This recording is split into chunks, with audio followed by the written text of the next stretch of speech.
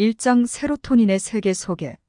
세로토닌, 우리가 종종 행복의 화학물질이라고 부르는 이 물질은 어떻게 우리의 뇌와 감정에 큰 영향을 미칠까요? 그것은 단순히 우리가 즐거워지게 만드는 화학물질일까요? 아니면 그 이상의 무언가일까요? 이 질문에 대한 답을 찾기 위해서는 세로토닌의 본질을 깊게 이해해야 합니다. 세로토닌은 우리의 몸, 특히 뇌에서 중요한 역할을 하는 뉴로트랜스미터 중 하나입니다. 뉴로트랜스미터는 신경세포 간의 정보를 전송하는 화학물질로 우리의 모든 생각, 감정, 행동의 근본적인 원인이라고 할 수 있습니다. 세로토닌은 이 중에서도 기분 조절과 관련된 중요한 뉴로트랜스미터로 알려져 있습니다. 그러나 세로토닌이 단순히 행복의 화학물질로만 정의되는 것은 그것의 중요성을 축소하는 것입니다. 사실 세로토닌은 기분 외에도 우리 몸의 여러 기능에 영향을 미칩니다. 수면, 식욕, 학습, 기억, 그리고 심지어 혈압과 체온 조절과 같은 많은 신체 기능에 중요한 역할을 합니다. 이러한 이유로 세로토닌은 뇌 내에서 균형을 이루는 것이 중요합니다. 우리의 일상생활에서 스트레스, 부족한 수면, 영양 불균형, 환경적 요인들은 세로토닌 수준에 영향을 줄 수 있습니다. 이러한 변화는 우울증, 불안, 무기력감과 같은 정서적 문제로 이어질 수 있습니다. 그러므로 세로토닌의 균형을 유지하는 것은 우리의 정신 건강과 행복에 있어 중요한 요소 중 하나입니다. 세로토닌의 중요성을 이해하는 것은 우리의 뇌와 감정, 그리고 건강에 대한 깊은 인식을 갖게 해줍니다. 이 화학물질이 우리의 몸에서 어떻게 작용하는지, 그리고 우리의 일상에서 어떻게 그 균형을 유지할 수 있는지에 대한 지식은 우리의 삶의 질을 향상시키는데 큰 도움이 될 것입니다. 이렇게 세로토닌은 우리 뇌에서 생성되는 중요한 신경 전달 물질로 기분을 좋게 하고 수면 주기를 조절하는 데 중요한 역할을 합니다. 이러한 세로토닌은 트립토판이라는 필수 아미노산에서 생성되며 일부 음식들은 트립토판의 섭취를 증가시켜 세로토닌 생성을 도와줍니다. 그러나 세로토닌 자체를 직접 섭취하는 것은 불가능하며 그 대신 우리는 세로토닌 생성을 촉진하는 원료를 섭취할 수 있습니다. 세로토닌 생성을 도와주는 주요 음식들은 다음과 같습니다. 계란 노른자에는 트립토판뿐만 아니라 세로토닌 생성에 필요한 다른 영양소도 많이 포함되어 있습니다. 치즈, 특히 치더 치즈에는 트립토판이 풍부합니다. 생선, 연어, 참치, 백상아리 등의 지방이 풍부한 물고기에는 트립토판과 오메가-3 지방산이 함께 포함되어 있어 뇌 건강에 좋습니다. 요거트와 우유 이들 제품은 트립토판을 포함하고 있습니다. 콩과 렌즈콩 식물성 음식 중에서 특히 트립토판이 풍부합니다. 견과류, 아몬드, 호두, 캐슈넛 등도 트립토판의 좋은 원천입니다. 바나나 트립토판뿐만 아니라 포타슘과 마그네슘도 함께 섭취할 수 있어 뇌 건강에 좋습니다. 그럼 인체 내에서 세로토닌 생성 원리는 무엇일까요? 세로토닌 생성은 두 단계로 이루어집니다. 먼저 트립토판은 O-하이드록시트립토판 O-HTP로 변환되며 이후 O-HTP는 세로토닌으로 변환됩니다. 이 과정은 필요한 코팩터와 비타민, 특히 비타민 B6의 존재 하에서 일어납니다. 따라서 트립토판을 포함하는 음식물을 섭취하는 것만으로 충분하지 않으며 세로토닌 생성을 위한 다른 필요한 영양소들도 함께 섭취하는 것이 중요합니다. 마지막으로 세로토닌 생성은 탄수화물 섭취에도 영향을 받습니다. 탄수화물을 섭취하면 인슐린 수준이 상승하며 이로 인해 트립토판 외의 아미노산들이 근육으로 이동합니다. 결과적으로 트립토판의 상대적인 농도가 뇌에서 증가하며 이는 세로토닌 생성을 촉진합니다. 세로토닌에 대한 이해는 단순히 행복에 대한 열쇠를 찾는 것 이상입니다. 그것은 우리의 뇌와 몸, 그리고 우리의 삶의 전체적인 질에 대한 통찰력을 제공합니다.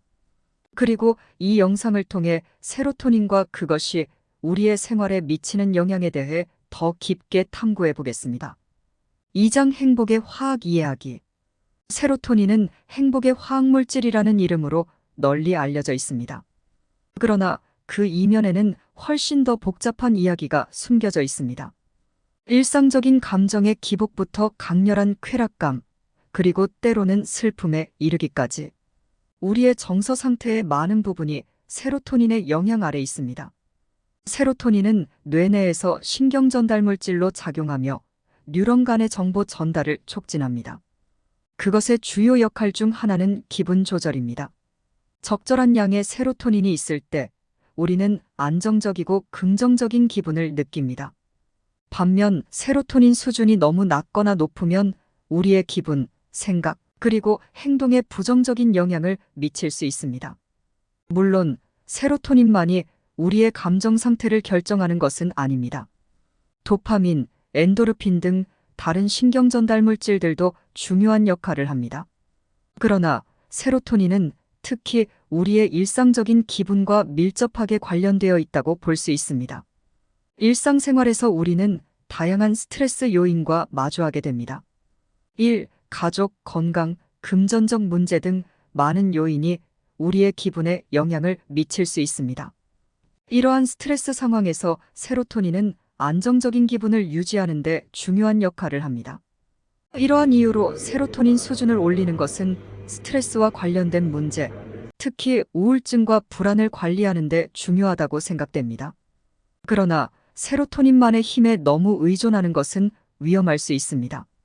최근 연구에서는 세로토닌과 관련된 여러 질환의 원인이 세로토닌 수준 자체보다는 뇌내에서의 세로토닌 활동의 불균형에 있다는 것이 제시되고 있습니다. 따라서 단순히 세로토닌 수준을 높이는 것만으로는 충분하지 않을 수 있습니다.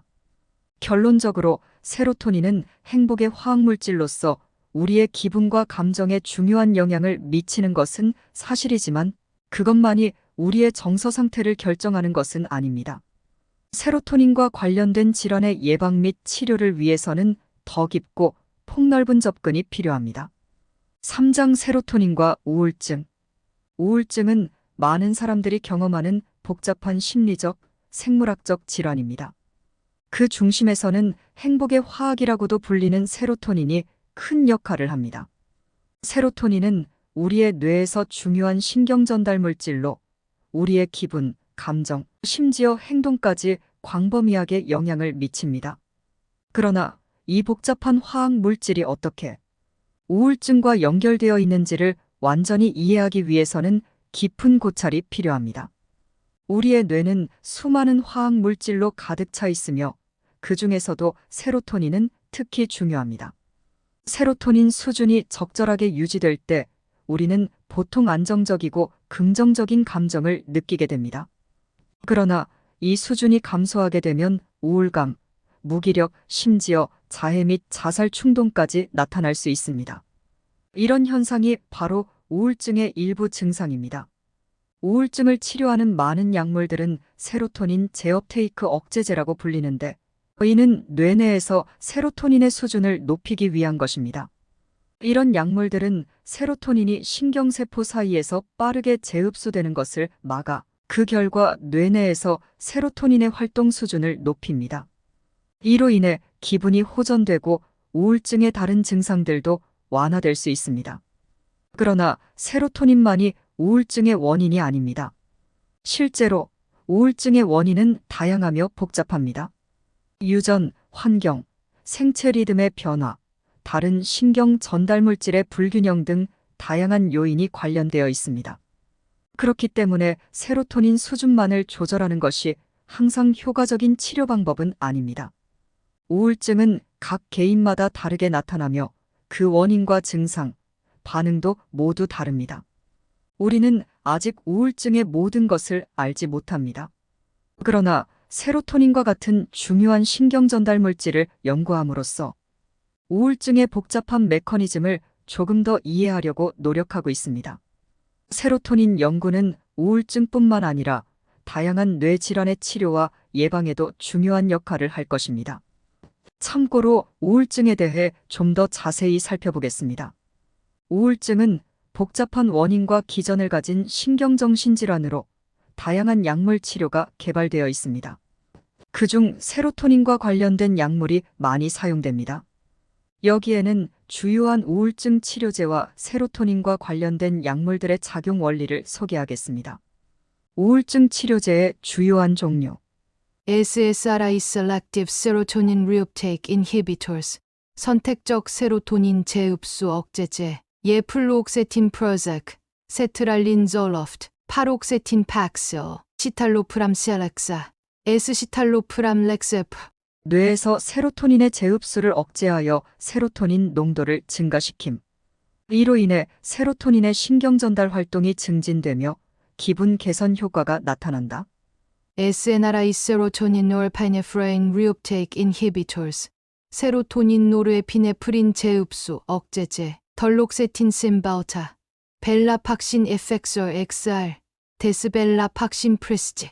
원리 세로토닌뿐만 아니라 노르에피네프린의 재흡수도 억제. 두 신경전달 물질 모두의 활동이 증진되어 기분 개선 효과를 가져옴. TCA Tricyclic Antidepressants 삼환계항 우울제 아미트리프틸린 11, 노르트리프틸린 페밀러, 클로미프람민 아네프레니어. 여러 신경전달 물질의 재흡수를 억제하는데 주로 세로토닌과 노르에피네프린의 영향을 미치나 부작용이 많아. 최근에는 다른 치료제에 비해 사용 빈도가 감소하고 있습니다. MAOI 모노아민 오시데이스 인히비터스 모노아민 옥시다제 억제제 페넬진너려 트라닐시프로민 파네. 뇌에서 모노아민 옥시다아제라는 효소의 활동을 억제하여 세로토닌, 노르에피네프린, 도파민 같은 신경전달 물질들의 분해를 줄임. 이로 인해 이들 신경전달 물질의 농도가 증가합니다. Atypical antidepressants 비전형 항우울제 브루프로피온 웰부트린 미르타제핀 레뮤런. 각 약물마다 독특한 작용 원리를 가지고 있으며 일부는 도파민 또는 세로토닌의 활동을 증진시킵니다. 우울증 치료제는 환자의 증상, 기존의 병력, 동반된 다른 질환, 약물 간 상호작용 등 여러 요인을 고려하여 처방되어야 합니다. 따라서 약물 치료는 전문가의 지도 아래 이루어져야 하며 우울증의 원인과 증상, 그리고 환자의 전반적인 상황에 따라 최적의 치료 방법이 선택되어야 합니다. 사장 세로토닌과 관련된 다른 뇌질환. 세로토닌, 이 뇌내 신경전달 물질은 우리가 행복의 화학이라고 부르는 물질로 널리 알려져 있습니다. 그러나 그 기능은 단순히 기분 조절뿐만이 아닙니다. 세로토닌은 여러 뇌질환과 밀접한 관련이 있는데 그중 대표적인 것이 강박증, 불안장애, 그리고 스트레스 장애입니다. 강박증, 일상생활의 작은 부분에 과도하게 집착하거나 반복하는 경향, 이런 증상이 나타나면서 심리적 스트레스와 불안감을 유발합니다.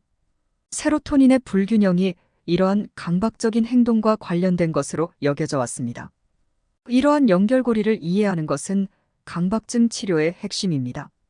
또한 세로토닌은 불안장애와도 밀접하게 연관되어 있습니다.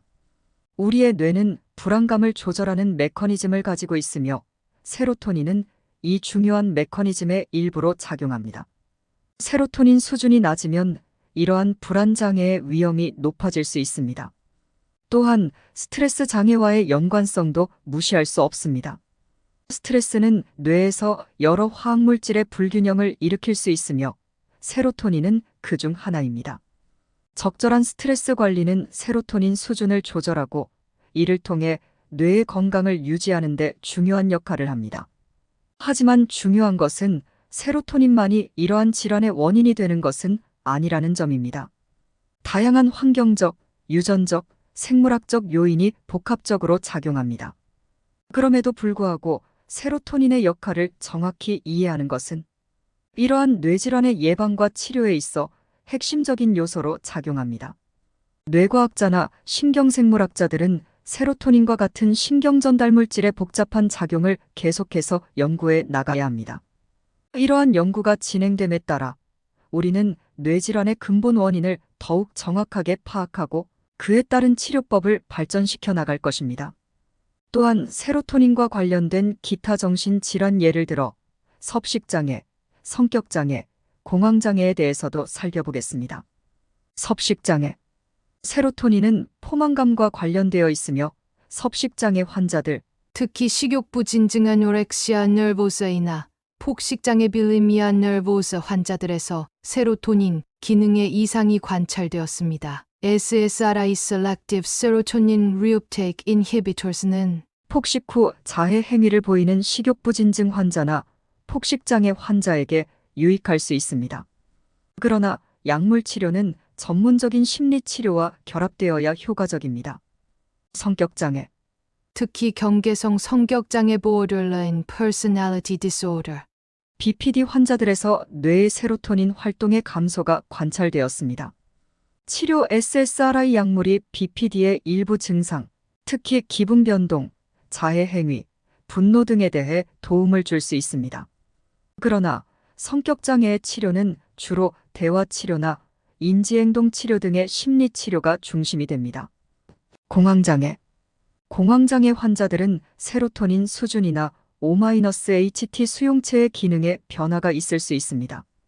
SSRI나 SNRI Serotonin Norepinephrine Reuptake Inhibitors는 공황장애의 주요한 치료제로 사용됩니다. 벤졸디아제핀 계열의 진정제도 공황 증상의 급성기 치료에 사용될 수 있지만 장기 사용은 의존성 또는 부작용이 발생할 수 있으므로 주의가 필요합니다. 5장 세로토닌 부족과 자살 충동. 최근 연구에서는 세로토닌 활동이 감소할 때 자살적 생각, 행동 및 감정이 증가하는 것과 관련이 있음이 밝혀져 왔습니다. 세로토닌과 기분 조절. 세로토닌은 기분을 조절하는 데 중요한 역할을 합니다. 낮은 세로토닌 수준은 우울증, 불안, 화, 충동성 증가와 연관될 수 있습니다. 세로토닌과 충동성. 세로토닌 감소는 뇌에서의 충동 조절 장애와 연관될 수 있습니다. 자살적 행동은 종종 충동적으로 나타나기 때문에 세로토닌의 감소는 자살 위험을 높일 수 있습니다. 생물학적 증거. 일부 연구에서 자살을 시도한 사람들의 척수액에서 세로토닌, 대사물질의 수준이 낮은 것이 발견되었습니다. 또한 세로토닌 수송체 단백질. 세로토닌을 재흡수하는 단백질의 활동이 감소한 것과 관련된 유전자 변이도 자살 위험과 연관되어 있을 수 있다는 연구 결과가 있습니다. 약물 치료의 효과. SSRI Selective Serotonin Reuptake. 이니버터즈와 같은 항우울제는 세로토닌의 재흡수를 억제하여 뇌내 세로토닌 농도를 높이는 작용을 합니다. 이러한 약물들은 우울증 증상을 감소시키는 데 효과적이며 일부 환자에서는 자살적 생각 및 행동의 위험도 감소시킬 수 있습니다. 그러나 일부 청소년에서는 초기에 SSRI 복용 시 자살 생각이 증가할 수 있다는 주장도 있어 항우울제 처방 시 주의가 필요합니다. 환경적 요인. 세로토닌 활동의 감소는 자체적으로 자살을 유발하지는 않습니다. 그러나 개인의 삶의 스트레스 요인, 정신질환, 물질 남용, 유전적 요인 등과 결합될 때 자살 위험이 증가할 수 있습니다. 자살은 매우 복잡한 현상으로 단순히 하나의 원인 마이너스 결과 관계로 설명하기는 어렵습니다. 세로토닌은 자살 위험과 관련된 여러 요인 중 하나일 뿐입니다. 자살 위험을 평가하고 관리하는 데는 전문적인 지식과 경험이 필요합니다.